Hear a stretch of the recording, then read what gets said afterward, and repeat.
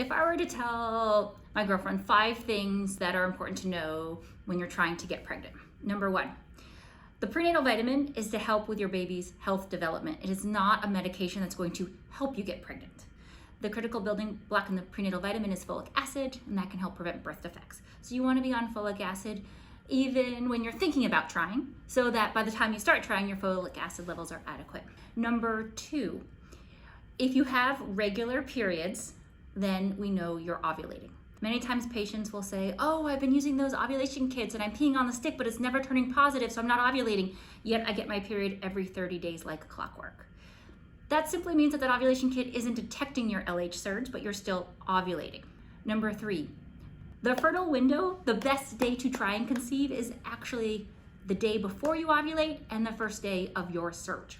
How do we tell when you are ovulating? And again, ovulation means the egg is getting released. And once the egg is released, it survives for about 24 hours before, and if it's not fertilized in that window of time, it disintegrates, and then you won't get pregnant and you'll get your period. From when you ovulate to when you get your period is about 14 days. So if you look back at your cycles and you see when your period was, if you counted backwards 14 days, that's the day you ovulated. So if you have a 28-day cycle, you're ovulating around day 14. If you have a 30-day cycle, you're ovulating day 16. If you have a 24-day cycle, you're ovulating around day 10. If you know you have a 24-day cycle, then I would say have intercourse day 9, 10, and 11. If you have a 28-day cycle, have intercourse day 13, 14, and 15. Checking for ovulation with those ovulation predictor kits can be helpful to better define this window, but sometimes it can also be crazy making. Next, charting your temperature is not necessarily helpful. It can also be crazy making. Oftentimes patients will bring in and be like, look, here's my temperature charts for the past 2 years. And that's not gonna help me when I try to figure out why you're not getting pregnant.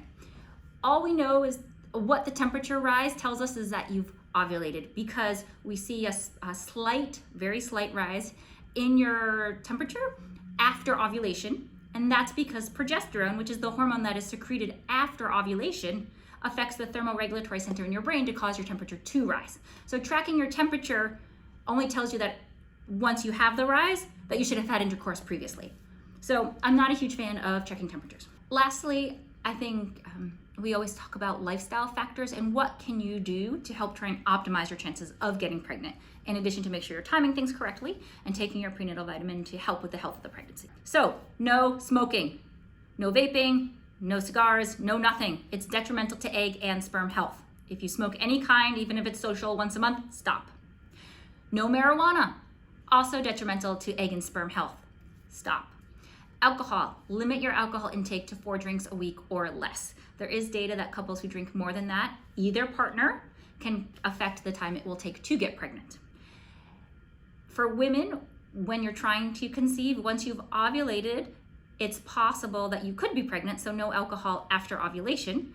2 weeks later, you get your period, you're not pregnant, have a drink. But that's the window to abstain.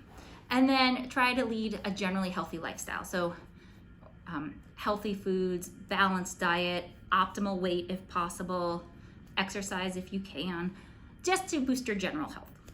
All of those things are going to give you the best chance of actively conceiving on your own, and we're here at ORM if or when you ever need us.